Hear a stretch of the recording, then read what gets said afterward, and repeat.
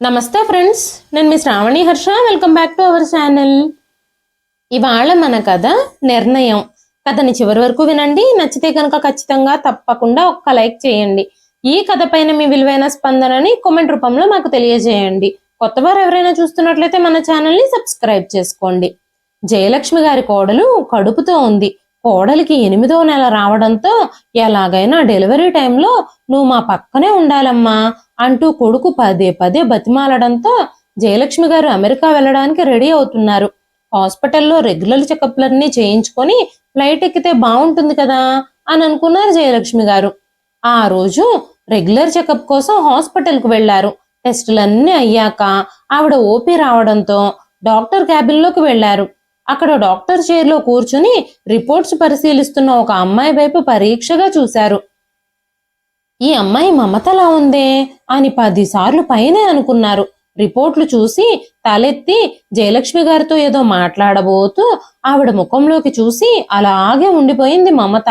క్షణంలోనే తేరుకుంటూ, రిపోర్ట్స్ అన్నీ నార్మల్ గానే ఉన్నాయండి, మీరేం ఇబ్బంది పడాల్సిన పని లేదు. కొంచెం సేపు వెయిట్ చేయండి మేడం, మందుల ప్రిస్క్రిప్షన్ రాసిస్తాను అంటూ తన పనిలో నిమగ్నం అయిపోయిందా అమ్మాయి. ఓ గంట తరువాత హాస్పిటల్లో తన పనులన్నీ పూర్తి చేసుకుని బయలుదేరుతూ ఉంటే అత్తయ్య గారు ఒక్క నిమిషం ఆగండి అంటూ వెనక నుండి ఒక పిలుపు వినబడింది. ఆ పిలుపు వినగానే ఉలిక్కిపడి వెనక్కి తిరిగి చూశారు జయలక్ష్మి గారు. అత్తయ్య గారు, ఒక్క 10 నిమిషాలు కాఫీ తాగుతూ మాట్లాడుకుందామా? 10 నిమిషాలు బ్రేక్ తీసుకొని వచ్చాను ప్లీజ్ అంటూ అడిగింది మమత. మిమ్మల్ని ఇబ్బంది పెట్టినట్టున్నాను, క్షమించండి అంటూ ఆ హాస్పిటల్ క్యాంటీన్లో ఉన్న కాఫీ షాప్కి తీసుకెళ్లి 2 కాఫీలు ఆర్డర్ ఇచ్చింది. ఇద్దరూ టేబుల్కి ఎదురెదురుగా కూర్చున్నారు. అత్తయ్య గారు, ఎలా ఉన్నారు మీరు? ఎన్నేళ్ళైపోయిందో మిమ్మల్ని చూసి. ఎన్నేళ్ల తర్వాత మిమ్మల్ని ఇలా చూడడం నాకు చాలా సంతోషంగా ఉంది. మళ్ళీ మిమ్మల్ని కలుస్తానని, ఇలా ఎదురు పడతానని, మీతో మాట్లాడగలుగుతానని నేను అస్సలు ఊహించలేదు అంది మమత. మమత మళ్ళీ తనకు ఎదురు పడుతుందని జయలక్ష్మి గారు కూడా ఊహించలేదు. తన డాక్టర్ చదువు మధ్యలోనే ఆపేసిన మమత ఇప్పుడు డాక్టర్ అయ్యిందన్నమాట. ఈ హాస్పిటల్లోనే పనిచేస్తుంది కాబోలు. ఇన్నేళ్ల తర్వాత ఇలా తనని కలుసుకోవాల్సి వస్తుందని అస్సలు అనుకోలేదు జయలక్ష్మి గారు. యాదృచ్ఛికం అంటే ఇదేనేమో అనుకున్నారు ఆవిడ. ప్రతి కలయికకి అర్థం ఉందంటారు. బంధాలు శాశ్వతంగా తెగిపోయిన తర్వాత ఇప్పుడు మమతని కలవడంలో అర్థం ఉందా అని ఆవిడ మనసులోనే ఆలోచించుకుంటూ ఉన్నారు. మమత కాఫీ తాగుదామని అనగానే నో చెప్పడానికి నోరు రాక తనిలా ఇరుక్కుపోవాల్సి వచ్చింది. అయినా తమని కాదనుకొని బంధాలను తెంచుకొని శాశ్వతంగా తమ నుంచి దూరంగా వెళ్ళిపోయిన మమతకుండాల గిల్టీనెస్ నాకెందుకు సిగ్గు లేకుండా, ఏమాత్రం జంకు బొంకు లేకుండా వెళ్ళిపోతున్న మనిషిని పిలిచి మరీ మాట్లాడుతుందా? అసలు ఈ అమ్మాయి ఏమనుకుంటుంది అని మనసులోనే ఆలోచించుకుంటున్నారు జయలక్ష్మి గారు.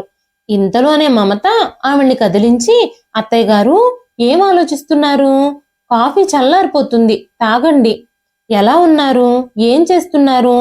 ఏమీ మాట్లాడకుండా అలా మౌనంగా ఉన్నారేంటి అంటూ జయలక్ష్మి గారిని కుశల ప్రశ్నలు అడుగుతూనే ఉంది మమత. ఇన్నేళ్ల తర్వాత కూడా ఆ మాటల్లో ఎంతో ఆత్మీయత కనబడుతుంది.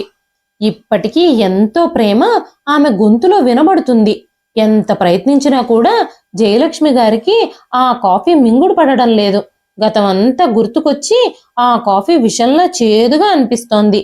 గడిచిపోయిన గతమంతా తన కళ్ళ ముందు కనిపిస్తూ ఉంటే అక్కడొక్క క్షణం కూడా ఉండాలని అనిపించలేదు ఆవిడికి. వెంటనే, ఉంటాను మమత, థ్యాంక్స్ ఫర్ యువర్ కాఫీ అంటూ అక్కడి నుంచి లేచి వెళ్ళిపోయారు జయలక్ష్మి గారు. గబగబా వెళ్ళిపోతున్న అత్తగారి వైపు అలాగే చూస్తూ ఉండిపోయింది మమత. తన కళ్ళల్లో కన్నీటి తెర కనబడుతూనే ఉంది.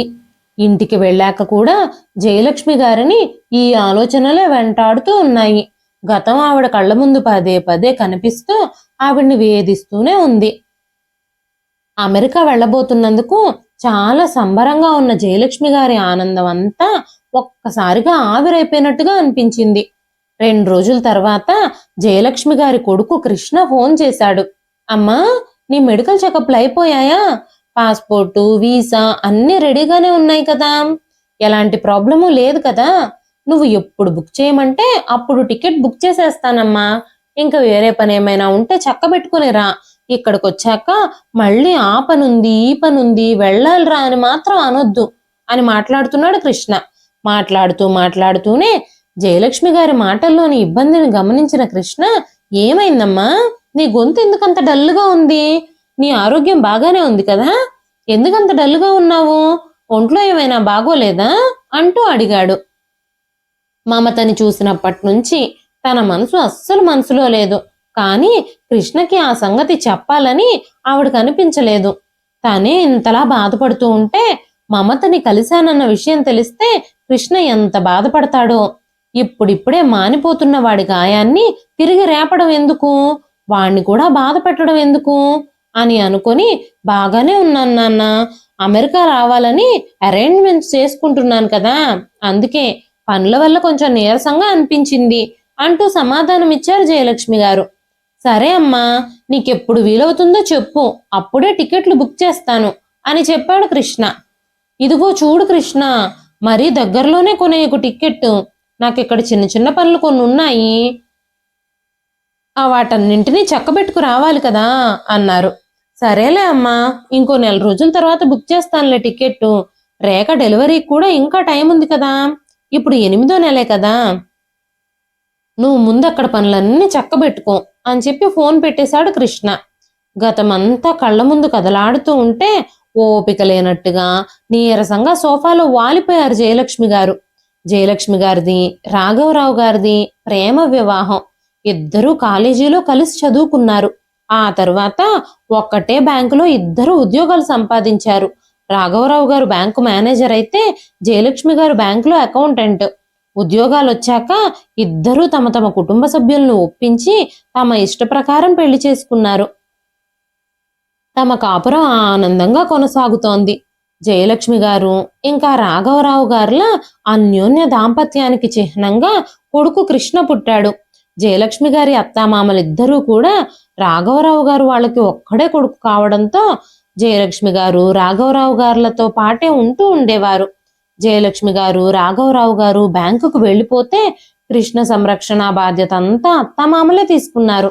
నాయనమ్మ తాతయ్యల ఒళ్ళో కథలు వింటూ ఆడుకుంటూ కృష్ణ చాలా గారాబంగా పెరిగాడు. కృష్ణ అలా పెరిగి పెద్దవాడవుతున్నాడు. కృష్ణ చాలా తెలివైనవాడు, చాలా బ్రిలియంట్ స్టూడెంట్ కూడా. ప్రతి క్లాస్లోనూ ఫస్ట్ వచ్చేవాడు. కృష్ణ ఇంటర్మీడియట్ చదువు పూర్తి చేసిన తర్వాత ఐఐటిలో మంచి ర్యాంక్ వచ్చి ముంబై ఐఐటిలో సీటు కూడా వచ్చింది. అంతవరకు తమని ఒక్క క్షణం కూడా వదిలి ఉండని కొడుకు ఇప్పుడు అంత దూరం చదువుకోవడానికి హాస్టల్కి వెళుతూ ఉంటే జయలక్ష్మి గారికి చాలా దిగులుగా అనిపించింది. రాఘవరావు గారు జయలక్ష్మి గారిని చాలా ఓదార్చారు.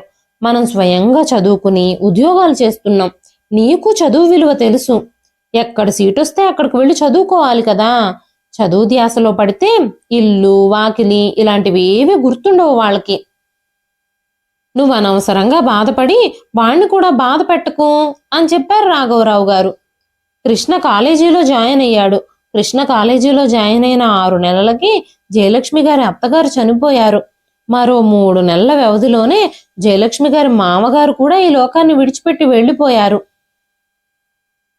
ఇంతవరకు తనని అత్తామామల్లాగా కాకుండా కన్న తల్లిదండ్రుల కంటే ఎక్కువగా చూసుకున్న అత్తగారు మామగారు కొద్ది రోజుల వ్యవధిలోనే చనిపోవడంతో జయలక్ష్మి గారు చాలా బాధపడ్డారు. అత్తగారికి తనకి మధ్య ప్రేమాభిమానాలు తప్ప ఎలాంటి మనస్పర్ధలు లేవు. అందుకే అత్తగారు మామగారు చనిపోయిన లోటు ఆవిడ్ని చాలా కదిలించింది. అత్తగారు మామగారు భర్త కొడుకుతో కలకలలాడిన ఆ ఇల్లు కొడుకు హాస్టల్కు వెళ్ళిపోవడంతో అత్తమామలిద్దరూ దేవుడి దగ్గరికి వెళ్ళిపోవడంతో వెలవెలబోతోంది ఆ ఇల్లు ఇప్పుడు.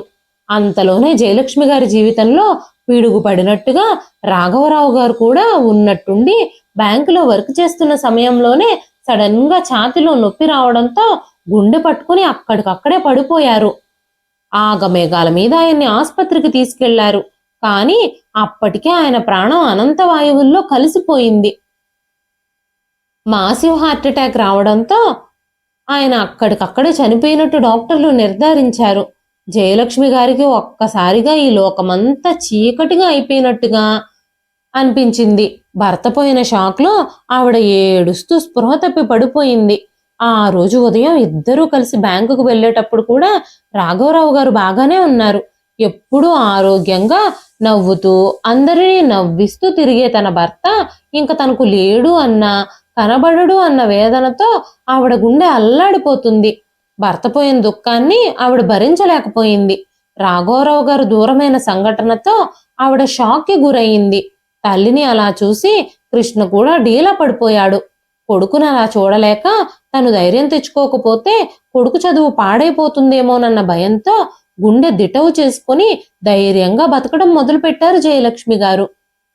ముంబైలో చదువు పూర్తి చేసిన తర్వాత పై చదువులకి యుఎస్ వెళ్లాలనుకున్నాడు కృష్ణ. కానీ ఇప్పుడు తన తల్లికి తోడుగా తండ్రి కూడా లేడు. తనెక్కడో యుఎస్ వెళ్ళిపోతే తల్లి ఒంటరిగా అయిపోతుందేమోనని భావించి కృష్ణ యుఎస్ వెళ్లే ప్లాన్ని క్యాన్సిల్ చేసేసుకున్నాడు. ఇండియాలోనే ఐఏఎంలో చదువుదామని అనుకున్నాడు. కలకత్తాలో సీట్ కూడా వచ్చింది. అక్కడ కూడా కృష్ణ యూనివర్సిటీ టాపర్గా నిలిచాడు. అక్కడ కూడా చదువు పూర్తవుతూ ఉండగానే క్యాంపస్ సెలక్షన్లో ఒక పెద్ద కంపెనీలో బెంగళూరులో ఉద్యోగం దొరికింది. కొడుకు ఇంత పెద్ద కంపెనీలో ఉద్యోగం సాధించాడు. క్యాంపస్ సెలక్షన్లో సెలెక్ట్ అయిపోయాడు. కొడుకు సాధించిన ఈ విజయాలన్నీ చూడడానికి భర్త తనతో లేనందుకు జయలక్ష్మి గారు చాలా బాధపడ్డారు. కొడుకు ఎదుగుదల చూసి మురిసిపోయే అదృష్టం నా భర్తకు లేదు అని ఆవిడ చాలా దుఃఖించేవారు. కానీ కాలం అన్ని గాయాల్ని మాన్పుతుంది అన్నట్టు ఆవిడ మెల్లమెల్లగా కొడుకుని చూసుకుంటూ భర్త పోయిన బాధ నుంచి బయటకొచ్చి తన జీవితాన్ని కొనసాగించడం మొదలుపెట్టారు. కాలం ఎవ్వరి కోసమూ ఆగిపోదు కదా, అది నడుస్తూనే ఉంది. ఆఫీస్ క్యాంపులని, ప్రాజెక్ట్ మీటింగ్లని, దేశ విదేశాలకు తిరుగుతున్నాడు కృష్ణ. కృష్ణకు ఉద్యోగం వచ్చి అప్పుడే 3 సంవత్సరాలు అయిపోయింది. ఈ సంవత్సరం కృష్ణ పెళ్లి చేసేయాలని జయలక్ష్మి గారు ఆలోచించడం మొదలుపెట్టారు. వెంటనే కొడుకు కృష్ణను కూడా పిలిచి కూర్చోబెట్టి, బాబు, ఈ సంవత్సరం నీకు పెళ్లి చేసేయాలని అనుకుంటున్నాను. నీ మనసులో ఎవరైనా ఉంటే చెప్పు అని అడిగినప్పుడు కృష్ణ, నీ ఇష్టం అమ్మా, నువ్వు ఏ అమ్మాయిని చూసి చేసుకోమంటే తననే నేను చేసుకుంటాను అని చెప్పేశాడు. తన పెళ్లి విషయంలో కృష్ణ ఎందుకో అంత ఉత్సాహం చూపించలేదు. పెళ్ళంటేనే అసలు ఇంట్రెస్ట్ లేదు అన్నట్టు బిహేవ్ చేస్తున్నాడు. అంత పెద్ద ఉద్యోగం కదా, వర్క్ స్ట్రెస్ అయి ఉంటుంది. వర్క్ విషయంలో ఏదో ఇబ్బంది ఉండుంటుంది అనుకున్నారు జయలక్ష్మి గారు. కొడుకుకి సంబంధాలు వెతకడం మొదలుపెట్టారు. ఈ క్రమంలోనే ఒకరోజు జయలక్ష్మి గారు బంధువులింట్లో పెళ్లికి వెళ్ళినప్పుడు అక్కడే మమతని చూశారు. పచ్చని దేహఛాయతో, ముఖం మీద చక్కటి చిరునవ్వుతో, చక్కటి కళ్ళు, కోటేరు లాంటి ముక్కుతో అందంగా కనిపించింది మమత. మమత చాలా తెలివిగల అమ్మాయి, చాలా బాగా చదివేది. తన ఇష్టం గుర్తించిన తల్లిదండ్రులిద్దరూ ఎంతో కష్టపడి మమతని డాక్టర్ని చేయాలని ఎన్నో కలలు కన్నారు. మమత కూడా మెడిసిన్లో సీటు సంపాదించడంతో ఎంతో కష్టపడి మెడిసిన్లో జాయిన్ చేయించారు. మమత ఎంబీబీఎస్ 3వ సంవత్సరం చదువుతూ ఉన్నప్పుడు తల్లిదండ్రులిద్దరూ అనుకోకుండా ఒక యాక్సిడెంట్లో మరణించారు. దాంతో మమత జీవితంలో ఊహించని పరిణామాలు జరిగాయి. మమత చదువుకుని డాక్టర్ కావాలనుకున్న తన కల అర్ధంతరంగా ఆగిపోయింది. ఎవ్వరూ లేని తనని తన బాబాయి, పిన్ని చేరదీసి తన బాధ్యత తీసుకున్నారని జయలక్ష్మి గారికి తెలిసింది. మమతకి దేవుడు చేసిన అన్యాయానికి జయలక్ష్మి గారు చాలా బాధపడ్డారు. ఎలాగైనా సరే కృష్ణకి మమతనిచ్చి పెళ్లి చేయాలి అని అనుకున్నారు. మమత ఫోటో చూపించి, మమత నచ్చిందా కృష్ణ అని కృష్ణని అడిగితే కృష్ణ మౌనంగా తలూపాడు తప్ప మరి ఏమీ మాట్లాడలేదు. కొడుకు సరే అనడంతో ఎంతో సంబరంగా జయలక్ష్మి గారు మమతకి, కృష్ణకి పెళ్లి జరిపించారు. మమత కొత్త కోడలుగా జయలక్ష్మి గారింట్లో అడుగుపెట్టింది. నిజంగా మమత అందరితో కలిసిపోయే అమ్మాయే, చాలా మంచి మనసున్న అమ్మాయి. మమత ఇంట్లో అడుగుపెట్టిన దగ్గర నుంచి ఒకటే సందడి. అంతవరకు నిశ్శబ్దం రాజ్యమేలుతున్న ఆ ఇంట్లో మమత రాక కొత్త వెలుగుల్ని, కొత్త సందడిని విరజిమ్మింది. అత్తయ్య, మీరు కూర్చోండి, మీరు విశ్రాంతి తీసుకోండి, పనులన్నీ నేను చేస్తాను అంటూ జయలక్ష్మి గారిని ఒక్క పని కూడా చేయనిచ్చేది కాదు మమత. మా కోడలికి ఇంటి పనులన్నీ వచ్చు అంటూ ఎంతో ఆత్మీయంగా, అపురూపంగా కోడల్ని చూసుకునేవారు జయలక్ష్మి గారు. మమత రాకతో ఆ ఇంటి స్వరూపమే మారిపోయింది. గలగలమంటూ ఎప్పుడూ ఆ ఇంట్లో సందడి సందడిగా తిరుగుతూ ఉండేది మమత. తన భర్తతో కంటే అత్తగారితోనే ఎక్కువ సాన్నిహిత్యంగా ఉండేది మమత. మమతకి కృష్ణకి పెళ్ళయి 1 సంవత్సరం పూర్తయింది. అప్పుడే జయలక్ష్మి గారు అమెరికా వెళ్లాల్సి వచ్చింది. జయలక్ష్మి గారి చెల్లెలు కూతురు అల్లుడు అమెరికాలో స్థిరపడ్డారు. చెల్లెలు కూతురు 9వ నెల ప్రెగ్నెంట్గా ఉంది. జయలక్ష్మి గారి చెల్లెలకి అక్కడికి వెళ్ళడానికి వీలు కుదరలేదు. ఎలాగైనా సరే ఈ ఒక్క సాయం చేసి పెట్టక్క అంటూ జయలక్ష్మి గారి చేతులు పట్టుకుని ప్రాధేయపడింది ఆవిడ చెల్లెలు. ఆవిడకి చేసేది ఏమీ లేక బ్యాంకులో లీవ్ తీసుకొని అమెరికా వెళ్ళడానికి ఒప్పుకుంది. వాళ్ళు అమెరికా రావడానికి వీసా పేపర్లు టిక్కెట్లు అన్నీ పంపిస్తే చెల్లెలి కూతురు డెలివరీ చూసుకుని 2-3 నెలలు వాళ్ళకు ఒక మంచి కేర్ టేకర్ దొరికేదాకా ఉండి వస్తాను అని చెప్పి జయలక్ష్మి గారు అమెరికా బయలుదేరారు. బ్యాంకులో కూడా మెడికల్ లీవ్ శాంక్షన్ చేయడంతో జయలక్ష్మి గారికి ఎలాంటి ఇబ్బంది కలగలేదు. డెలివరీ అయ్యాక చెల్లెలు కూతుర్ని పుట్టిన పసిబిడ్డని అలా అర్ధాంతరంగా వదిలిపెట్టి రావడం ఇష్టం లేక కాస్త తమ పనులు తాము చేసుకోగలిగే వరకు ఉండాలని నిర్ణయించుకుని పిల్లాడికి 6 నెలలు వచ్చే వరకు అక్కడే ఉండి 6 నెలల తర్వాత అన్ని జాగ్రత్తలు చెప్పి తిరిగి వచ్చేశారు జయలక్ష్మి గారు. జయలక్ష్మి గారి ఇంటికి తిరిగి వచ్చేసరికి మమత ఇంట్లో లేదు. కోడలు నా మీద ఎంత బెంగ పెట్టేసుకుని ఉంటుందో. నేను వస్తున్నాను అని తెలిస్తే ఎగిరి గంతులేస్తుంది. ఈ 6 నెలల కబుర్లన్నీ కోడలు చెబుతూ ఉంటే వినడానికి నాకు చాలా రోజుల దాకా తీరికే ఉండదనుకుంటా అనుకుంటూ సంబరంగా ఇండియాకు వచ్చిన జయలక్ష్మి గారు కోడలు ఇంట్లో లేకపోవడంతో ఒక్కసారిగా షాక్ అయిపోయారు. కృష్ణ ఇంట్లోనే ఉన్నాడు, కానీ కోడలు ఇంట్లో లేకపోవడంతో ఇల్లంతా బోసిపోయినట్టుగా ఉంది. అమెరికా వెళ్ళిన దగ్గర నుంచి రోజు కాకపోయినా వారంలో 1-2 రోజులైనా మమతతో మాట్లాడుతూనే ఉండేవారు జయలక్ష్మి గారు. జయలక్ష్మి గారు ఈ రోజు ఇండియాకి వస్తున్నారని తెలిసి కూడా మమత ఇంట్లో లేకపోవడం జయలక్ష్మి గారికి ఆశ్చర్యాన్ని కలిగించింది. తను వస్తుందని తెలిసి కూడా ఇంట్లో లేదంటే ఏదైనా పనుండి వాళ్ళ బాబాయ్ వాళ్ళ ఇంటికి వెళ్ళిందేమో అని అనుకున్నారు జయలక్ష్మి గారు. అదే విషయం కృష్ణని అడిగారు. వెంటనే కృష్ణ, అమ్మా మమత ఇంట్లో నుంచి వెళ్ళిపోయిందమ్మా, మేమిద్దరం డైవర్స్ కూడా అప్లై చేసేసాం అని కొడుకు చెప్పిన మాటలు విని ఒక్కసారిగా జయలక్ష్మి గారు నిశ్చేష్టురాలైపోయారు. ఏమిటి కృష్ణ, డైవర్స్ ఏమిటి? నీకు మతిగాని పోయిందా అంటూ గట్టిగా అరిచారు. నేను చెబుతున్నది నిజమేనమ్మా. మమతికి నాతో కలిసి ఉండడం ఇష్టం లేదట. తన మనసులో అసలు నేను లేనట. పెళ్లికి ముందే తను ఎవరినో ప్రేమించిందట. నాతో కలిసి కాపురం చేయడం తనకిష్టం లేదట. అందుకే తనంతట తానే డైవర్స్ తీసుకుందామని అడిగింది. తన మనసులో నేను లేనని తెలిసాక తననే పట్టుకుని వేలాడడం, ఈ సంబంధాన్ని నిలబెట్టుకోవాలని చూడడం నాకు ఇష్టం లేదమ్మా.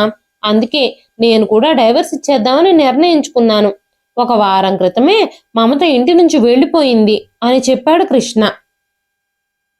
కృష్ణ చెబుతున్న మాటలు వింటూ ఉంటే జయలక్ష్మి గారి మనసంతా మొద్దుబారిపోయినట్టు అనిపించింది. ఏం మాట్లాడుతున్నాడు ఈ కృష్ణ? అయితే ఇన్ని రోజులు మమత చూపించిన ప్రేమ, అనురాగం, ఆప్యాయత, ఆత్మీయత అవన్నీ నాటకాలేనా? నిజంగా మమత ఇలా చేసిందా? ఇన్ని రోజులు నా దగ్గర ప్రేమ నటించిందా? మమత ఇంటి నుంచి వెళ్ళిపోతే నాకే ఇంత బాధగా ఉంది. అసలు కృష్ణ పరిస్థితి ఏమిటి? తను ఎంతగా తల్లడిల్లిపోతున్నాడో. ఏదైనా ఉంటే పెళ్లికి ముందే చెప్పాలి, కానీ ఇలా జీవితం నాశనం చేస్తారా ఎవరైనా అనుకున్నారు జయలక్ష్మి గారు. తానే స్వయంగా మమతని కావాలని కోడలుగా చేసుకున్నారు. కానీ పెళ్లికి ముందే నాకు పెళ్లి ఇష్టం లేదు అని మమత చెప్పేసి ఉండుండొచ్చు కదా. ఇష్టం లేని పెళ్లి చేసుకోవడం ఎందుకు? అందరితో ప్రేమగా ఉన్నట్టు నటించడం ఎందుకు? అసలు మమత ఎందుకు ఇలా చేసిందో మమతనే పర్సనల్ గా కలిసి నిలదీద్దాం అని అనుకున్నారు జయలక్ష్మి గారు. కానీ కృష్ణ ఆ ప్రయత్నానికి ఒప్పుకోలేదు. అమ్మా, తనకి ఈ పెళ్లి ఇష్టం లేదని, నాతో జీవితం ఇష్టం లేదని నన్ను కాదనుకుని వెళ్ళిపోయింది. ఇక ఇప్పుడు ఈ నిలదీయడాలు, తనని ప్రశ్నించడాలు అవసరమా? వీటి వల్ల ఎలాంటి ప్రయోజనమూ ఉండదమ్మా. నా జీవితం ఎలాగూ నాశనం అయిపోయింది. ఇప్పుడు ఈ గొడవలన్నీ పెట్టుకోవడం వల్ల ఉపయోగం ఏంటమ్మా అంటూ జయలక్ష్మి గారితో చెప్పి జయలక్ష్మి గారి ప్రయత్నాలన్నింటినీ ఆపించేశాడు కృష్ణ. తనని కన్న తల్లిదండ్రుల్లా చూసుకునే అత్తగారు, మామగారు దూరం అయిపోయినప్పుడు భర్తను చూసుకునే ఆ బాధను మరిచిపోయింది. కట్టుకున్న భర్త దూరం అయిపోయినప్పుడు కొడుకును చూసుకొని ఆ బాధని భరించారు. కానీ ఇప్పుడు కోడలిలా కొడుకు జీవితాన్ని నాశనం చేసి వెళ్ళిపోవడంతో ఈ బాధని మాత్రం ఆవిడ భరించలేకపోతుంది. ఇంటి నుంచి వెళ్ళిపోయిన తర్వాత మమత ఢిల్లీ వెళ్ళిపోయింది అని తెలిసింది. కొన్ని నెలల తర్వాత కృష్ణకి మమతకి ఇద్దరికీ విడాకులు కూడా మంజూరైపోయాయి. వాళ్ళిద్దరి మధ్య ఉన్న సంబంధం శాశ్వతంగా తెగిపోయింది. జయలక్ష్మి గారు మాత్రం యాంత్రికంగా బ్యాంకుకు వెళుతున్నారు వస్తున్నారు తప్ప ఆవిడలో అసలు మునుపటి ఉత్సాహమే లేదు. మమత ఆ ఇంటి నుంచి వెళ్ళిపోయి సంవత్సరం గడిచింది. అయినా సరే ఆ బాధని జయలక్ష్మి గారు మర్చిపోలేకపోతున్నారు. కానీ భార్య దూరమైన బాధని కృష్ణ ఎలా తట్టుకున్నాడో తెలియదు గాని తొందరగానే మామూలుగా అయిపోయాడు.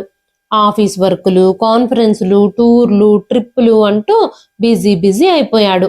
వయసులో ఉన్న కొడుకుని అలా వదిలేయడం మంచిది కాదని ఒకరోజు జయలక్ష్మి గారు కృష్ణని పక్కనే కూర్చోబెట్టుకుని, బాబు కృష్ణ, నీకు ఇంకో మంచి అమ్మాయిని చూసి పెళ్లి చేద్దామని అనుకుంటున్నాను. వయసులో ఉన్న పిల్లాడివి, ఇలా మూడులా బ్రతకడం ఎందుకు అని అంటూ కొడుకు దగ్గర పెళ్లి ప్రస్తావన తీసుకొచ్చారు. వెంటనే కృష్ణ, నేనే నీతో ఈ విషయం గురించి మాట్లాడదాం అనుకుంటున్నానమ్మా. నేను నాతో పాటు ఆఫీస్లో పనిచేసే ఒక అమ్మాయిని పెళ్లి చేసుకోవాలి అని అనుకుంటున్నాను. తనకు కూడా నేనంటే ఇష్టమేనట. తనే స్వయంగా నన్ను ఇష్టపడుతున్నాను అని చెప్పేసరికి నేను కాదనలేకపోయాను. తను నన్ను ప్రేమిస్తుంది కాబట్టి, నన్ను కావాలనుకుంటుంది కాబట్టి తనని నేను పెళ్లి చేసుకోవాలి అని అనుకుంటున్నాను అని కృష్ణ చెప్పేసరికి, పోనీలే, కొడుకు జీవితం మళ్ళీ కాడిలో పడబోతుంది అని జయలక్ష్మి గారు చాలా సంతోషించారు. ఒక మంచి రోజు చూసి వాళ్ళిద్దరికీ పెళ్లి జరిపించారు. రేఖ ఆ ఇంట్లో మళ్ళీ కొత్త కోడలుగా అడుగుపెట్టింది. మమతకి రేఖకి ప్రతి విషయంలోనూ నక్కకి నాగలోకానికి ఉన్నంత తేడా ఉంది. మమత మాటల్లో మంచితనం, వినయం, విధేయత, ప్రేమ, అభిమానం, పెద్దలంటే అపారమైన గౌరవం ఉండేవి. కానీ ఈ రేఖకి మాత్రం అణువణువు అహంకారమే. మాటల్లో అహంకారం, గౌరవం తొణికిసలాడుతూ ఉండేవి. రేఖలో మమతని చూసుకుందామని ప్రయత్నించి విఫలమయ్యారు జయలక్ష్మి గారు. ప్రేమగా జయలక్ష్మి గారు రేఖతో మాట్లాడాలని చూసినా కూడా రేఖ ఆవిడతో అస్సలు మాట్లాడేది కాదు. ఎప్పుడైనా మరీ అవసరపడితే ఒకటి రెండు మాటలు మాట్లాడేది. ఏదో హోటల్ రూమ్లో ఉన్నట్టు అన్ని తన రూమ్లోకే తెప్పించుకునేది. ఏదన్నా తప్పక అవసరమైతే తప్ప బయటికే వచ్చేది కాదు. ఇది నా ఇల్లు, ఈ ఇంట్లో వాళ్ళందరూ నా వాళ్ళు అనే భావన రేఖకు అస్సలు ఉండేది కాదు. పోనీలే, రేఖ నాతో ఎలా ప్రవర్తించినా పర్వాలేదు, కృష్ణతో బాగుంటే చాలు, నా సంగతేముంది, సంతోషంగా ఉండాల్సింది, జీవితాన్ని పంచుకోవాల్సింది వాళ్ళిద్దరూ కదా అని అనుకుని సరిపెట్టుకునేవారు జయలక్ష్మి గారు. రేఖ పెళ్ళైన దగ్గర నుంచి కృష్ణను తీసుకొని అమెరికా వెళ్ళిపోవాలని చాలా ప్రయత్నించింది. ఎంత గట్టిగా ప్రయత్నించిందంటే వాళ్ళు పనిచేసే కంపెనీ వాళ్లే రేఖని, కృష్ణని ఇద్దరిని అమెరికా పంపించారు. కొన్నాళ్లే అమ్మా, ఈ ప్రాజెక్టు పూర్తవగానే మళ్ళీ తిరిగి వచ్చేస్తాం అంటూ కృష్ణ కూడా జయలక్ష్మి గారికి నచ్చజెప్పాడు.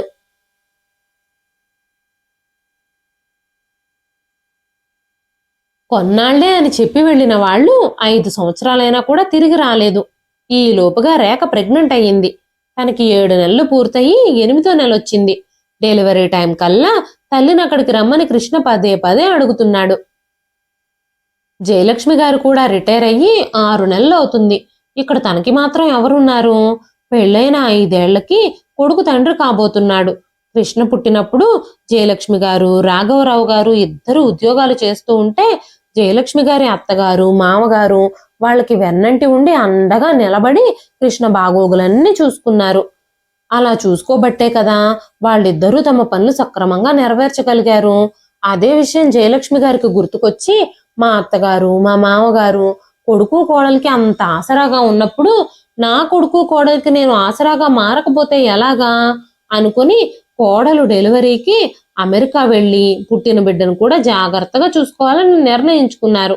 జయలక్ష్మి గారు నిర్ణయం అయితే తీసేసుకున్నారు కానీ ఎప్పుడైనా ఫోన్ చేసినప్పుడు కూడా కృష్ణ ఫోన్ ఇస్తే ఏదో పొడి పొడిగా 4 మాటలు మాట్లాడే రేఖ ప్రవర్తన తనకు గుర్తొచ్చినప్పుడల్లా వాళ్లతో ఎలా ఉండాలా అని భయం భయంగానే ఉంటుంది జయలక్ష్మి గారికి. కృష్ణ జయలక్ష్మి గారి కోసం టికెట్ కూడా బుక్ చేసేశాడు. మెల్లమెల్లగా జయలక్ష్మి గారు అమెరికా వెళ్లే రోజులు కూడా దగ్గర పడుతున్నాయి. ఇక్కడ మిగిలిన పనులన్నీ పూర్తి చేసుకొని తనకు కావలసినవన్నీ షాపింగ్ చేద్దామని జయలక్ష్మి గారు ఆ రోజు షాపింగ్కి బయలుదేరారు. ఆ రోజు ఆదివారం, సంక్రాంతి పండుగ ఇంకో వారంలో ఉండడంతో షాపులన్నీ కిటకిటలాడుతున్నాయి. తను అమెరికా వెళ్ళిన తర్వాత రేఖకి సీమంతం చేయాలని జయలక్ష్మి గారు అనుకుంటున్నారు. పుట్టబోయే మనవడికో మనవరాల కోసమో బంగారు గొలుసు, మురుగులు, కాళ్ళకు పట్టీలు, మొలతాడు కూడా తీసుకున్నారు. కోడలి సీమంతం కోసం ఒక అందమైన పట్టుచీర కొనాలని జయలక్ష్మి గారు షాపింగ్ మాల్కు వెళ్లారు. కోడలి కోసం ఒక పట్టుచీర, తన కోసం కొన్ని చీరలు కొనుక్కొని బిల్ చేయించుకుంటున్న సమయంలో ఎదురుగా మమత కనిపించింది. అదే ప్రేమ, ఆత్మీయత నిండిన చిరునవ్వుతో అత్తయ్య ఎలా ఉన్నారు అంటూ ఎంతో ఆత్మీయంగా ప్రశ్నిస్తున్న మమతకి జవాబు చెప్పాలని అనిపించలేదు జయలక్ష్మి గారికి. ఏ జ్ఞాపకాల నుంచి తను బయటపడాలని ప్రయత్నిస్తుందో తిరిగి అవే జ్ఞాపకాలు తన ఎదురుగా వచ్చి భయపెడుతూ ఉంటే ఏం మాట్లాడాలో అర్థం కాక రాయిలా నిలబడిపోయింది. అత్తయ్య గారు, మీకు నా మీద కోపంగా ఉందా అంటూ ప్రశ్నించిన మమతతో, కోపం కాక మరెలా ఉంటుంది మమత? ఎంతో ఇష్టంగా కోరి నిన్ను కోడలిగా తెచ్చుకున్నాను. ఎంతో మురిపంగా చూసుకున్నాను. నిన్ను నేను ఏ రోజు కోడల్లా చూడలేదు, కూతురులాగానే అనుకున్నాను. నువ్వు కూడా నన్ను అమ్మలాగే భావిస్తావు అని అనుకున్నాను. కానీ నువ్వేం చేశావు? మా కృష్ణతో పెళ్లి నీకిష్టం లేకపోతే ముందు నాతో చెప్పుండాల్సింది. నీ మనసులో మరెవరినో పెట్టుకుని వాడిని పెళ్లి చేసుకుని వాడి జీవితం కూడా నాశనం చేసేసావు. పెళ్ళైన సంవత్సరానికే వాడితో కాపురం చెయ్యలేను అని చెప్పి వాడిని విడిచిపెట్టి వెళ్ళిపోయావు. అసలు నువ్వు ఇలా చేయాల్సిన అవసరం ఏమొచ్చింది? పెళ్లి విషయంలో నిన్నెవ్వరూ బలవంతం చెయ్యలేదు కదా. ఇష్టం లేని దానివి ముందే మాతో చెప్పేసి ఉండొచ్చు కదా. మమ్మల్ని అందరినీ ఎందుకు మభ్యపెట్టావు? నేను, కృష్ణ ఎంత బాధపడ్డామో తెలుసా? అయినా ఇప్పుడు ఈ మాటలన్నీ ఎందుకులే. పెళ్లి పెటాకులైపోయి ఎవరి దారులు వాళ్ళు చూసుకుని కూడా 7 ఏళ్లు గడిచిపోతుంది. ఇంకిప్పుడు ఇవన్నీ తలుచుకుని బాధపడి ప్రయోజనం ఏమిటి అంటూ నిరసనగా మాట్లాడుతున్నారు జయలక్ష్మి గారు. అంతలోనే జయలక్ష్మి గారి మాటలకి అడ్డం పడుతూ, అత్తయ్య గారు, ఒక్కసారి నేను చెప్పేది వింటారా? మీకిలా గతం గురించి చెప్పాల్సిన పరిస్థితి ఎదురవుతుందని నేనెప్పుడూ అనుకోలేదు. మీ ముఖంలో నా పట్ల కనిపిస్తున్న అసహ్యాన్ని, కోపాన్ని నేను తట్టుకోలేకపోతున్నాను. మీరు నన్ను కన్న కూతురు కంటే ఎక్కువగానే చూసుకున్నారు. నేను కాదనడం లేదు. నేను కూడా మిమ్మల్ని కన్నతల్లి కంటే ఎక్కువగానే ప్రేమించాను. చనిపోయిన నా తల్లిని మీలోనే చూసుకున్నాను. తల్లి దూరమై ఎంతో బాధపడుతున్న నాకు తల్లి ప్రేమని రుచి చూపించారు మీరు. ఏ రోజైనా బాధగా పడుకుంటే నాకు ప్రేమగా అన్నం తినిపించేవారు. నన్ను చక్కగా కూర్చోబెట్టి జడలల్లి పూలు పెట్టేవారు. నాకు జ్వరం వచ్చి మూలుగుతూ పడుకుంటే రాత్రంతా నా పక్కనే కూర్చుని సపర్యలు చేసేవారు. అటువంటి మీ ప్రేమ శాశ్వతంగా ఉండాలని ఎందరో దేవుళ్ళని కోరుకున్నాను. కానీ ఏ దేవుడు నా ప్రార్థనను వినలేదు. నా పెళ్లి 3 నాళ్ల ముచ్చటవుతుందని నేను అనుకోలేదు. మీ ప్రేమని ఇంత తొందరగా కోల్పోతానని నేను ఊహించలేదు. నేను మీ ఇంటి నుంచి వెళ్ళిపోయినప్పుడు మీరు చాలా బాధపడ్డారేమో, చాలా ఆవేదన చెందారేమో. కానీ కృష్ణకి మాత్రం నేను వెళ్ళిపోవడం బాధ కలిగించలేదు. అసలు మా పెళ్లి కృష్ణకి అస్సలు ఇష్టం లేదు. నాతో పెళ్లి కంటే ముందుగానే కృష్ణ తన కొలీగ్ రేఖ అనే అమ్మాయితో రిలేషన్షిప్లో ఉన్నాడట. మనసారా ప్రేమించిన అమ్మాయిని వదులుకోలేనని, నాతో కాపురం చేయలేనని తను పెళ్ళైన మొదటి రోజే నాతో తెగేసి చెప్పేశాడు. ఇష్టపడని వ్యక్తితో, నన్ను భార్యగా చూడని మనిషితో నేనెలా కాపురం చేయగలుగుతాను? అప్పటికే ఆయనలో మార్పు వస్తుందని, నన్ను భార్యగా స్వీకరిస్తారని సంవత్సరం పాటు ఎదురు చూశాను. కానీ మీరు అమెరికా వెళ్ళగానే నన్ను మాటలతో వేధించడం మొదలుపెట్టారు కృష్ణ. ఎంత కావాలంటే అంత నష్టపరిహారం ఇస్తాను, భరణం కింద ఎంత అడిగినా ఇస్తాను, నాకు విడాకులు ఇచ్చేయమని ఒత్తిడి చేయడం మొదలుపెట్టారు. ఈ విషయాలన్నీ తెలిస్తే మీరు బాధపడతారని, మీ అబ్బాయిని అసహించుకుంటారని, తను నాకు చేసిన ద్రోహానికి మీరు కుమిలిపోతారని ఎలాగోలాగా బ్రతిమాలి కృష్ణకి నచ్చజెప్పి మా బంధాన్ని నిలబెట్టుకోవాలని చాలా ప్రయత్నించాను. కానీ కృష్ణకి నాతో కాపురం చేయడం ఇష్టం లేదు. మీరు ప్రేమించి పెళ్లి చేసుకున్నారు. అత్తయ్య గారు, మొక్కుబడిగా సాగే సంసారంలో ఆనందం ఉంటుందా? మీరే చెప్పండి. అందుకే నింద నా మీదే వేసుకొని నేను అతని జీవితం నుంచి వెళ్ళిపోయాను. మీ అబ్బాయికి అన్నీ తెలుసు. కానీ మీతో చెప్పలేదా అత్తయ్య గారు? తను కూడా నేరమంతా నా మీదే వేసేశాడా? మీకు ఈ విషయాలన్నీ ఇప్పటి వరకు తెలియదా అంటూ మమత అడుగుతున్న ప్రశ్నలకి జయలక్ష్మి గారికి తల తిరుగుతున్నట్టుగా అనిపించింది. కృష్ణ తనతో చెప్పింది వేరు, ఇక్కడిప్పుడు మమత మాట్లాడుతుంది వేరు. మమత ఎవరినో ప్రేమించి తనతో కాపురం చేయడం ఇష్టం లేక వెళ్ళిపోయింది అని చెప్పాడు కృష్ణ. విడాకుల తర్వాత 1 సంవత్సరం అయ్యాక రేఖ తనని ప్రేమిస్తున్నాను అంటూ తనకి ప్రపోజ్ చేసిందని తన తల్లికి తీసుకొచ్చి పరిచయం చేసి పెళ్లి చేసేసుకున్నాడు కృష్ణ. మమత తనకి అన్యాయం చేసిందని, తనని మోసం చేసిందని, తన జీవితం నాశనం చేసిందని పదే పదే తల్లి ముందు అంటూ ఉండేవాడు కృష్ణ. ఎంత మోసం చేశాడు, ఎంత నాటకం ఆడాడు కృష్ణ. ఒక అమాయకురాలి జీవితానికి తీరని అన్యాయం చేసిన వాడా తన కడుపున పుట్టింది. ఎంత పెద్ద చదువులు చదువుకున్నాడు. ఈ చదువు తనకి నేర్పిన సంస్కారం ఇదేనా? మమతనే పెళ్లి చేసుకోమని నేనెప్పుడూ కొడుకును ఒత్తిడి చేయలేదు. అయినా మమతని పెళ్లి చేసుకోమని నేను అడిగినప్పుడైనా నేను ఒక అమ్మాయిని ప్రేమించాను, తననే పెళ్లి చేసుకుంటాను అని చెప్పుంటే ఇంత దారుణం జరుగుండేది కాదు కదా. ఈ అమాయకురాలి జీవితం నాశనం అయిపోయి ఉండేది కాదు కదా.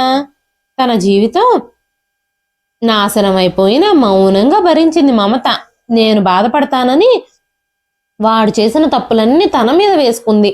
ఇప్పటికి కూడా తన మీద ఇంత ప్రేమ ఆప్యాయత చూపిస్తున్న మమతకి ఏమిచ్చి రుణం తీర్చుకోవాలా అని ఆలోచించడం మొదలుపెట్టారు జయలక్ష్మి గారు. శిఖరం అంతటి మమత వ్యక్తిత్వం ముందు తను నిలబడలేక కృషించుకుపోతున్నట్టుగా అనిపించింది ఆవిడికి. మమత తన ఇంట్లో కోడలిగా 1 సంవత్సర కాలమే ఉన్నా తనకి మరిచిపోలేని మధుర జ్ఞాపకాలనిచ్చింది. తన మీద ఎంతో ప్రేమ, అభిమానము, ఆప్యాయత చూపించేది. ఇప్పటికి కూడా తనతో ఏ బంధము లేకపోయినా అత్తయ్య అంటూ ఎంతో ఆత్మీయంగా పలకరిస్తుంది. పెళ్ళైన ఇన్నేళ్లలో రేఖ తనని ఎప్పుడూ అత్తయ్య అని పిలవలేదు. ఏ రోజు ఆత్మీయంగా మాట్లాడలేదు. రేఖకి మమతకి ఎంత తేడా ఉంది అని ఆలోచించడం మొదలుపెట్టారు జయలక్ష్మి గారు. ఆవిడ తన ఆలోచనల నుంచి తేరుకొని, నీ భర్త ఏం చేస్తాడు మమత, ఎంతమంది పిల్లలు నీకు అంటూ అడిగారు. వెంటనే మమత, నేను పెళ్లి చేసుకోలేదు అత్తయ్య గారు, పెళ్లి మీద నాకు నమ్మకం పోయింది. ఈ విషయాలన్నీ చెప్పి నేను మిమ్మల్ని బాధ పెట్టినట్టున్నాను, మీ మనసుని పాడు చేసినట్టున్నాను, ఇక నేను వెళతాను అని చెప్పి అక్కడి నుంచి వెళ్ళిపోయింది మమత. జయలక్ష్మి గారు మనసులోనే ఒక దృఢమైన నిర్ణయం తీసుకున్నారు.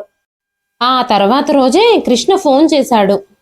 అమ్మా, రేపే నీ ప్రయాణం, కావలసినవన్నీ సర్దుకున్నావా? పాస్పోర్టు, వీసా అన్నీ నీ హ్యాండ్ బ్యాగ్లో పెట్టుకో, ఎప్పటికప్పుడు మెసేజ్ చేస్తూ ఉండు అని మాట్లాడుతున్న కొడుకుతో, కృష్ణ, నేను అమెరికా రావడం లేదు, ఇప్పుడే కాదు ఇంకెప్పటికీ రాను. ఈ రోజుతో నీకు నాకు ఉన్న తల్లి కొడుకుల సంబంధం తెగిపోయింది అని చెప్పగానే, కృష్ణ ఏంటమ్మా జోక్ చేస్తున్నావా అన్నాడు. జోక్ కాదు బాబు, నిజం. నీకు మమత గుర్తుంది కదా, ఒకప్పటి నీ భార్య. ఇన్నేళ్ల తర్వాత నాకు కనపడింది. ఇప్పుడే నీ అసలు స్వరూపం అంతా తెలిసింది. నువ్వు ఇంత నీచుడవని ఇప్పుడు దాకా నాకు తెలియదు. నువ్వు నా కడుపున పుట్టావంటేనే ఆ ఆలోచనే నాకు అసహ్యాన్ని కలిగిస్తుంది. ఇంకెప్పుడు నన్ను అమ్మ అని పిలవకు అంటూ ఫోన్ పెట్టేసి తన పాస్పోర్టు, వీసా పేపర్లన్నీ చింపేసి అవతల పారేసేశారు జయలక్ష్మి గారు. తను తన కొడుకుకిచ్చి పెళ్లి చేసి తనే స్వయంగా తన చేతులతో నాశనం చేసిన మమత జీవితానికి ఒక అందమైన బాట ఏర్పరచాలని, తన జీవితానికి న్యాయం జరిగే వరకు తనతోనే కలిసి ఉండాలని నిర్ణయించుకున్నారు. జయలక్ష్మి గారు కోడలిగా దూరమైన మమతని కూతురుగా స్వీకరించి తన ఇంటికి తెచ్చుకున్నారు. జయలక్ష్మి గారు, మమత చాలా సంతోషంగా ఆ ఇంట్లో బ్రతుకుతున్నారు. జయలక్ష్మి గారు కొద్ది రోజుల తర్వాత ఒక మంచి అబ్బాయిని వెతికి మమతకిచ్చి పెళ్లి చేసి మమతతో తన భర్తతో కలిసి అదే ఇంట్లో ఉంటున్నారు. ఇదండి ఈ రోజు కథ. ఈ కథ మీకు ఎలా అనిపించింది? కథ నచ్చితే ఒక్క లైక్ చేయండి. ఈ కథ పైన మీ విలువైన స్పందనని కామెంట్ రూపంలో మాకు తెలియజేయండి. మరెన్నో ఇలాంటి ఇంట్రెస్టింగ్ కథల కోసం మన ఛానల్ని సబ్స్క్రైబ్ చేసుకోండి. మరొక మంచి కథతో రేపు మళ్ళీ కలుస్తానండి. అంతవరకు సెలవు.